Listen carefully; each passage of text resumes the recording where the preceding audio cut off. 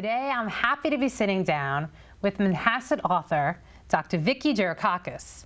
Vicky is currently a professor in the School of Education and Humanities at Malloy University. She's the co-author of several books, and she's the author of the book we're going to discuss today, Growing Up in an Immigrant Household and Community, Essays by Descendants of Immigrants. So welcome. I'm so excited that you're here with us. I appreciate you sitting down with me. Thank you so much for having me. Good. It's good to see you. So before we dive into the book, I just wanted to talk a little bit about you. You live in Manhasset. You're originally from Astoria. How long have you been in Manhasset now? So we've lived in Manhasset for 10 years. And before Manhasset, we lived in Bayside for about 8 years. Okay.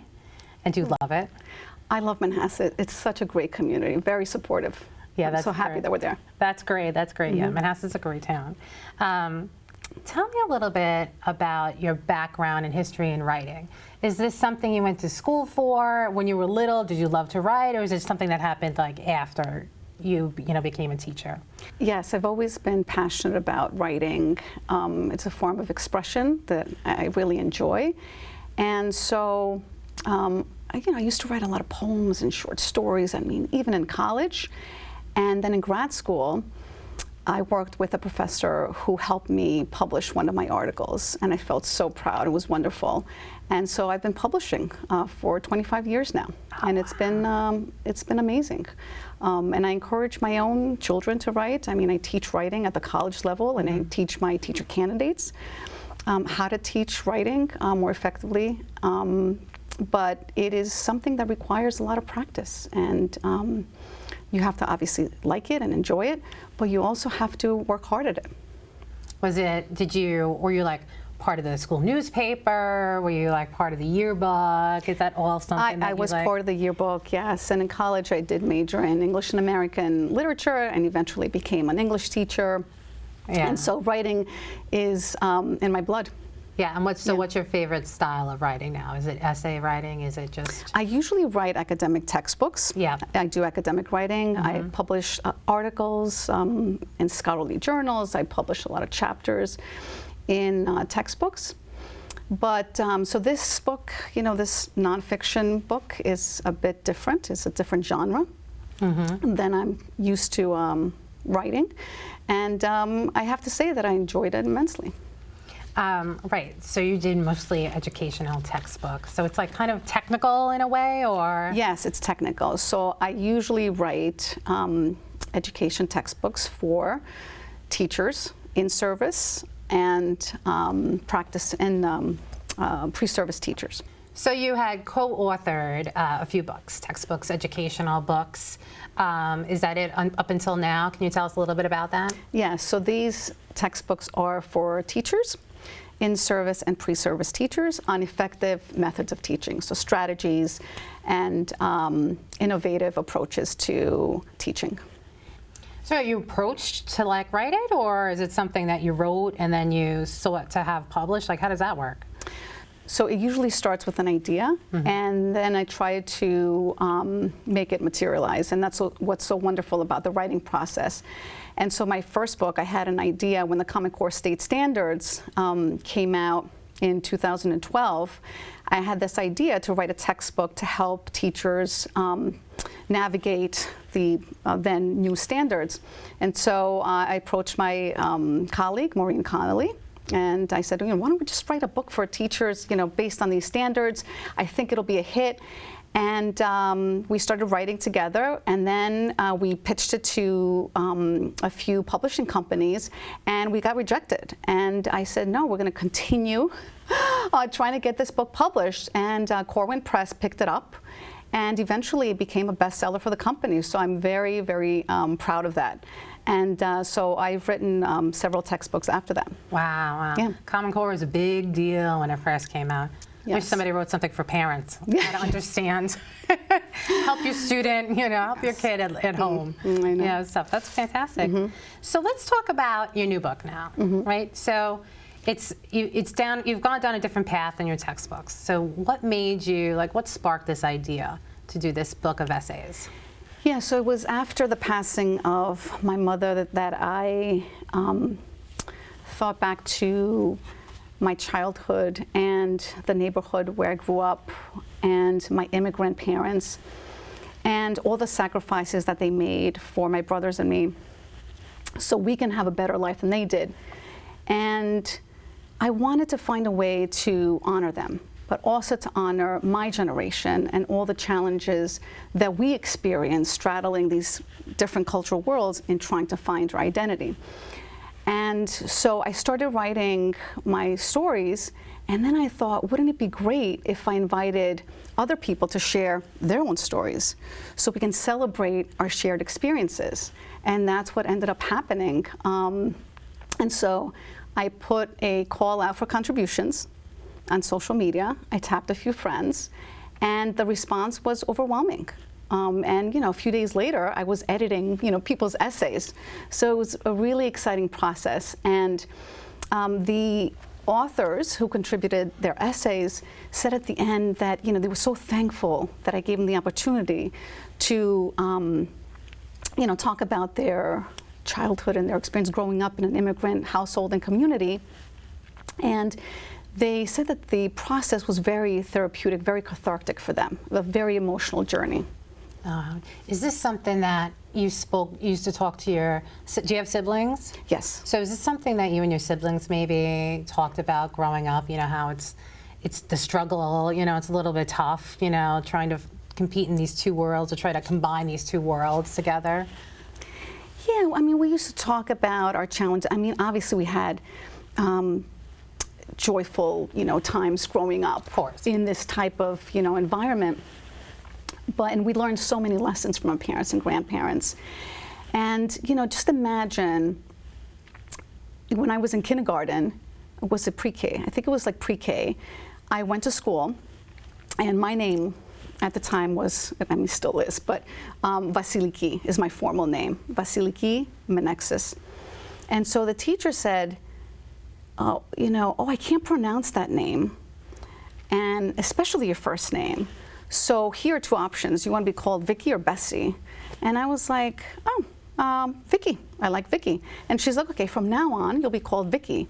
And wow. So that was the first time that I felt kind of different. I didn't realize that I was, different. And my name, made it a bit challenging for people to pronounce it. Wow. So that's rough. I think that's rough. That's a little, that makes me a little sad. Did you go home and tell your parents that you're now Vicky? I did. I said, this is my name from now on. Apparently my teacher decided my name is Vicky. Yes. Oh wow. Yes. That's interesting. But growing up, I and others like me felt like we were straddling these different cultural worlds. Mm-hmm. And trying to find who we are, right, as descendants of immigrants. And so for me, it was a little bit more complicated because at the age of 8 years old, my parents decided to move to Greece. So I enrolled in a public school in Athens, Greece, spent 5 years there. The best years of my life. I had it was great. The kids called me the American, Americana in Greek. I felt special. I knew that I was different, right? I spoke English fluently. I dressed differently. Academically, I did really well because I've always liked school. I still love school. I'm still, at a college. I'm still in college teaching. And so after 5 years, my parents decided to move back to the States because of economic opportunity for my dad, and then because my brother was enrolling in college. And so entering middle school at the age of 13 from Greece was quite challenging. I was fluent in Greek, and I listened to Greek music, I followed Greek politics, so I knew I was different. I thought that others perceived me as the off-the-boat Greek, even though I felt very American. And so that was a challenging time for me socially. And so it took me a very long time to figure out who I am. Am I Greek? Am I American? Am I a little of both? What percentage of Greek am I? What percentage of American am I? And eventually in my 20s, I realized I don't have to agonize over one versus the other. I am both. I'm both Greek and American. And of course, it doesn't help when you go to Greece, right, and you feel Greek because I went to school there, right? I speak the language. I'm very familiar with the culture, but I was still considered an American in Greece. And you came here. And then I came here, and I'm like, oh my God, I'm considered a Greek, even though I felt very American. Yeah. And you know, Giannis Antetokounmpo says it best in a Nike commercial. He said, in Nigeria, I was Greek. In Greece, I was Nigerian. So he writes, you know, talks about how it's very difficult for him, kind of navigating these two worlds. Very interesting, very. It's a little sad. It makes me a little sad to feel, you know, because any kid going into middle school, it's difficult, right? But you kind of know your identity, right? You know, but you couldn't find your identity really. You didn't feel at home because people were like, you're not from here in both places you were at. That's rough. That's rough. Yes. So I hope this book resonates with adolescents who feel out of place, who feel different, right? And they're not alone. They're not alone. Do you feel like this day and age that was a little bit different than when you were growing up? You know, because people are, well, trying to be more open-minded to differences, right? It's kind of the thing, you know, like, you know, it's okay to be different. That's what we try to teach our kids. Do you think it was a little bit harder when you were younger as opposed to today, or? I don't know about that. I think I felt that it was hard. Yeah. Because I was struggling with my identity, and every adolescent does it. But then you put culture on it, and it just compounds the problem, right? So I just felt out of place because I didn't know where exactly I fit in. And in college, I attended multiple colleges. I sought out Greek clubs. It was very interesting because I felt very comfortable with the Greek community, so I just wanted to be a part of something. And to this day, I mean, I maintain my culture, and I try to raise my kids to be bilingual and bicultural, and they're very connected to their heritage. They go to our church. They went to Greek language school for 10 years. They, at their high school, the two oldest, started or restarted the Hellenic Club. But they're also very proud to be American. And they, you know, obviously love, you know, America, love being American, love the sports, you know, the foundational values of our country, democracy and all that. But they, you know, can identify with both cultures. Obviously, they're 100% assimilated. Right. And, but they can still, you know, connect with the heritage of their parents and grandparents. I think that's important. I think it's important to know where you came from.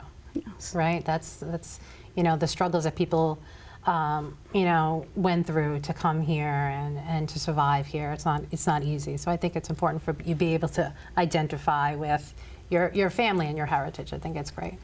Absolutely. I mean, we're all descendants of immigrants, and we owe so much to our parents and grandparents, right?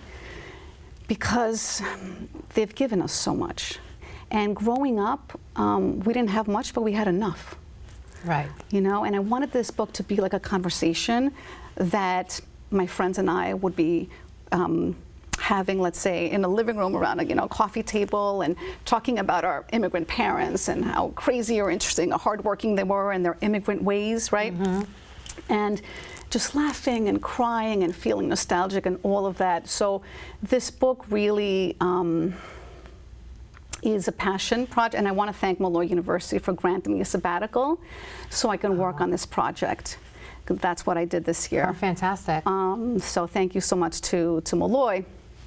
But it really was a passion project for me, and I felt like through this book I was honoring my parents and other immigrant families as well as their children.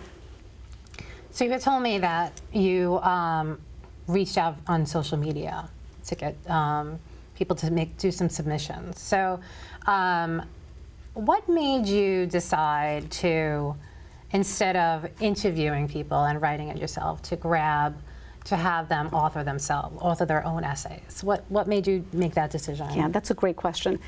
I really wanted people to share their own stories the way they wanted to do it, right? I wanted them to use their own voice. And when you read these essays, you'll connect with them because they're so genuine, right, and written from the heart. And that's what's so special about them. And you realize in the end that, oh my goodness, we have these, like, even though that we're different, we have these similarities. We share, like, we all share traditions, right? We all, you know, have different foods, right? We all believe, you know, in certain things. But in the end, we're all the same, and we are bound by our humanity. And so I'm very happy that I did this because I created a community. And so this is a community of people who came together to talk about their experiences, and the book is generating a lot of different connections. So let me first say that 30 authors from different cultural backgrounds, from all walks of life, diverse in terms of age, educational level, employment, contributed to the book. And from there, they've been promoting the book, which is wonderful. And I'll give you one example of multiple connections that were generated from the publication of the book.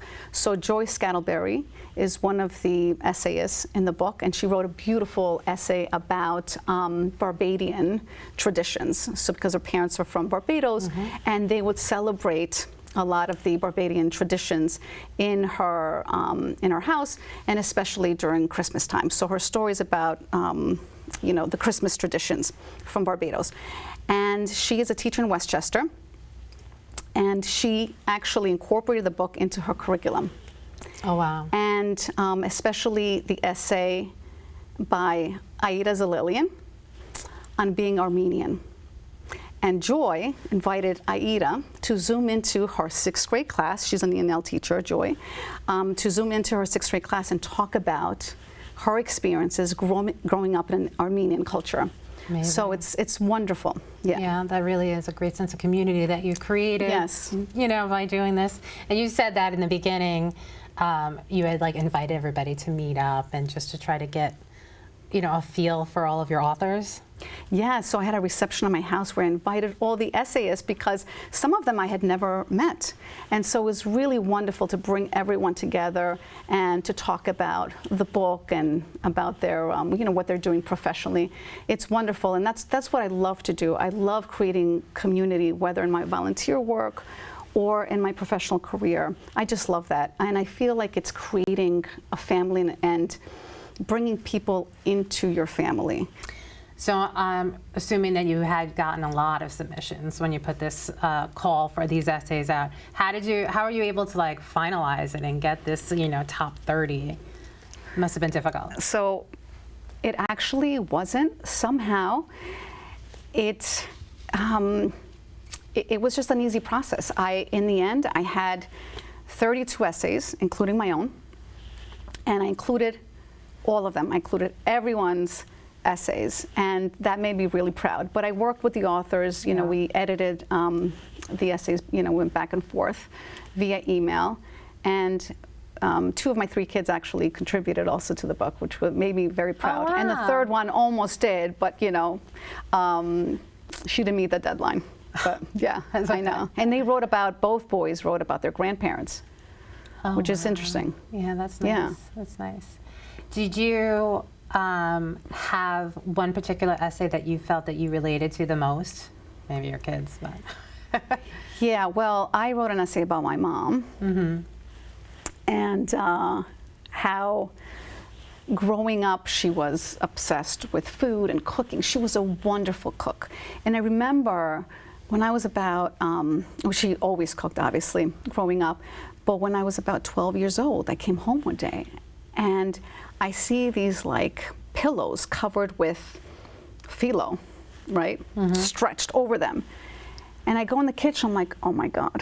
And then I turn to the left, the living room, and there were pillows there too. And then I go to her bedroom, there were pillows there. And I go, Mom, what are you doing? And she's like, you know, it's your father's, you know, birthday, and we're gonna have a party. I said, I know, but what are you making? She's like, I'm making spinach pie. And I'm like, how many spinach pies are you making? 3. What's the big deal? I'm like, Mom, what else are you cooking? And she's like, nothing much, Vicky. I'm making lamb And potatoes, I'm making rice, I'm making beans. Oh, and a pasticcio because your father loves pasticcio. Oh, and you know, the yogurt dessert that you like. I'm like, oh my God. And that was her growing up. And then I realized that she used food as a medium, right, to communicate her love for people, her family, her community. It's a wonderful thing. You know, I was in grad school and she would call me up every day and she would be like, Vicky, how are you doing? Good, Ma. Oh, what'd you eat? I'm like, I don't know. And she goes, no, what did you eat? Did you cook? You know, did you eat from a food truck?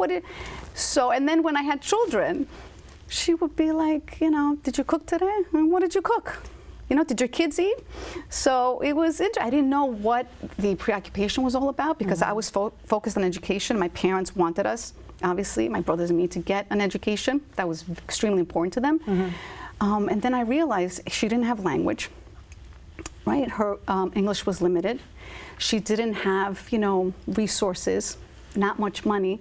So she used food as this way to communicate her love towards people, you know, and it was sweet. Is that something that's in the Greek culture? Like, do moms usually do that? Because you hear that about Italian moms, that they, you know, they show their love with food, you know. Have more, eat more, I made you this. Just like my big fat Greek wife. Did you eat? Yes.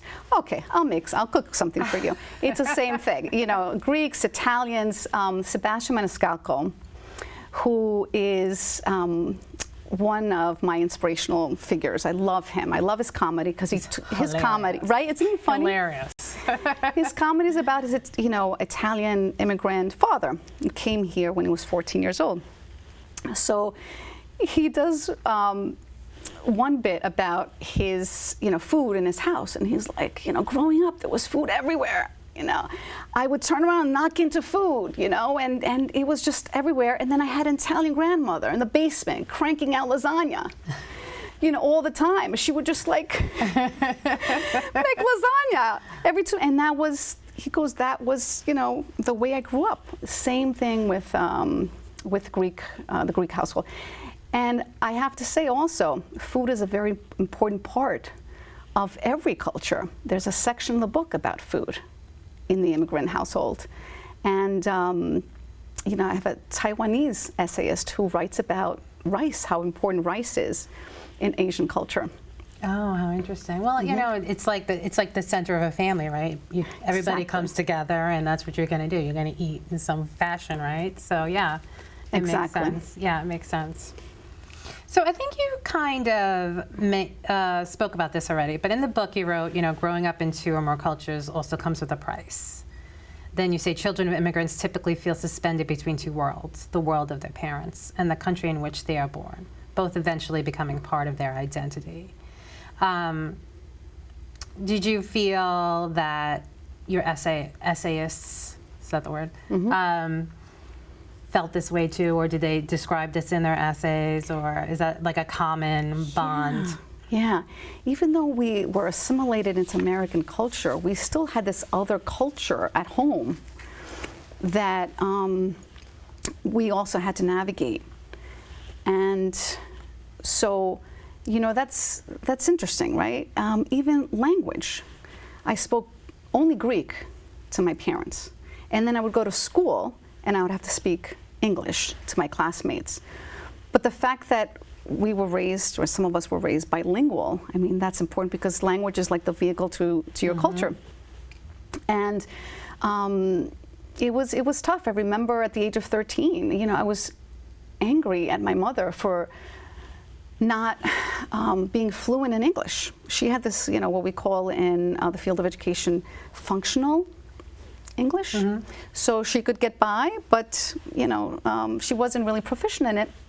And so at the age of 13, I enrolled her in ESL, English as a Second Language classes in our local library. And she said, Vicky, I'm going to do it. And then when classes were about to start, she said, she backed out. She said, oh, I can't do it. I'm too embarrassed and I'm too old to do this. And I felt so bad. I'm like, oh, you know? So, you know, she couldn't completely assimilate into American culture. even though she could get by, Yeah. right, obviously.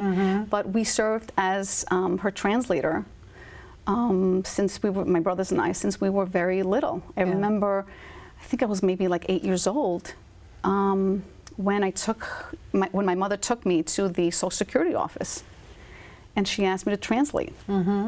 So bilingual children, this is what they do, right? Yeah. When their parents, can't speak the language, they have to help translate, and that's a huge burden on us.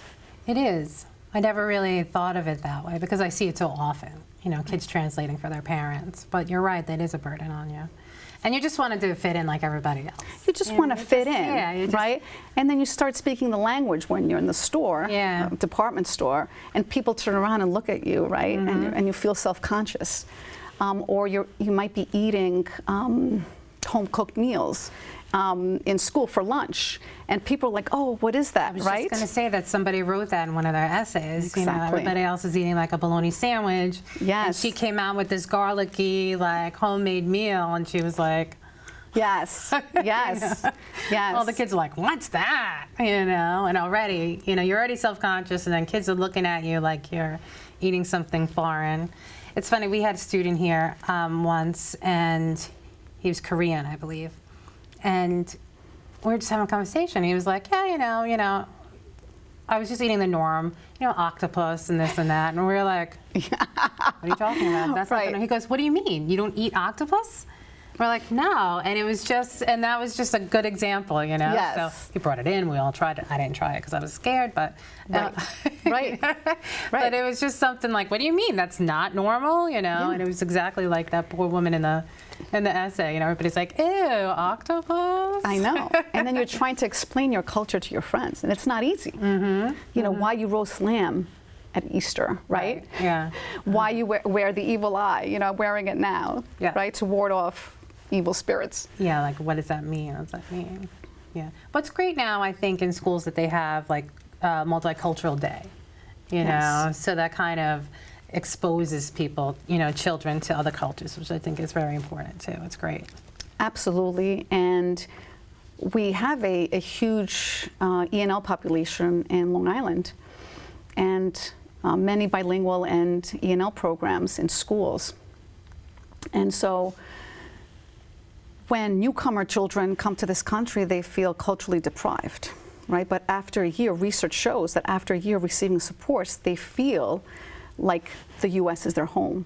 So it's really important to provide supports to schools to be able to address the diverse needs of students. Yeah, absolutely. Absolutely.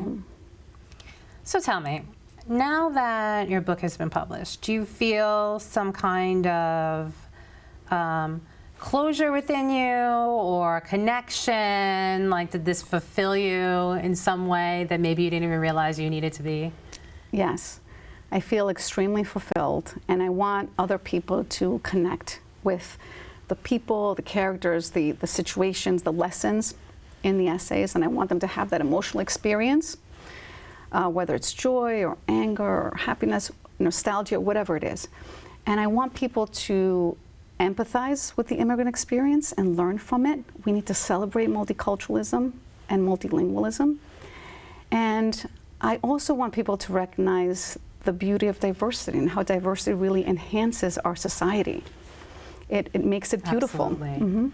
Absolutely. How boring would this world be if it was just one type of person? That's right. It would just be so boring. Yes. Yeah, it's true. So do you plan on making like another book of essays? Like, is this going to be a series, or is that not on your radar?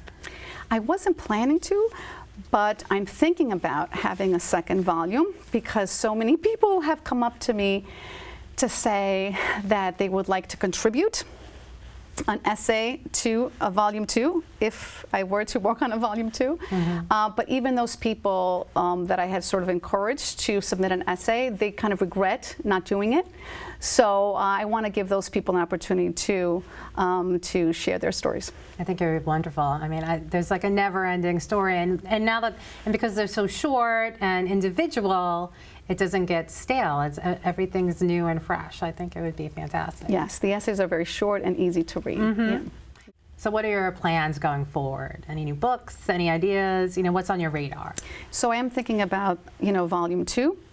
I also do a lot of volunteer work. I'm the co-president of the Tara Foundation of Manhasset, which is a charity that raises funds for Manhasset schools. I'm also the co-president of the Greek Language Institute at Archangel Michael Church in Port Washington. I also have 3 very active kids, Paul, who's in grade 7, Anna, who's in grade 10, and Manny, who's in grade 11. And I also have my work at Malloy. And I'm also continuing my research, especially in the area of writing instruction. Right. So you're not doing that much. Busy women, you know what that's like, Erica. It happens. It happens. So is there anything that we didn't touch upon that you would like to share with our viewers? Or did we cover everything, you think? Yeah, I think we've covered everything. I would just like the viewers to follow me on social media. And where would they be able to get this book? On Amazon, Target, and Kendall Hunt Publishing Company. And do you have a website? I do have a website. It's called Vicky, VICKY, one word.com. Well, thanks so much for being here. I'm so excited that you were able to tell about your history and share your book, and that I hope everybody goes out and enjoys it. It's fantastic. Thank you so much, Erica. You're very welcome. And thanks for joining us, and we'll see you soon.